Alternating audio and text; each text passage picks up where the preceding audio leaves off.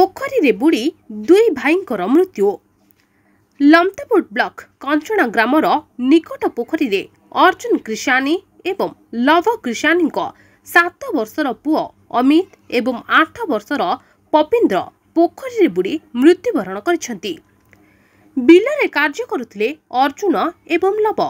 सही समय रे दुई भाई खेलु खेलु निकटरे थिबा पोखरी को चली जाइथिले।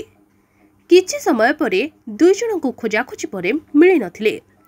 स्थानीय लोक माने पोखरी रे दुई भाई भासुथिबार देखि खबर देबा परे बाहर को कढा जाइथिला, किंतु दुई भाईंकर जीवन चली जाइछि।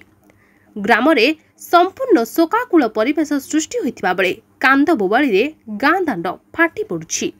लमतापुररो कपिलेन्द्र देव सामंतरायଙ୍କ रिपोर्ट संभव टीवी ओडिया।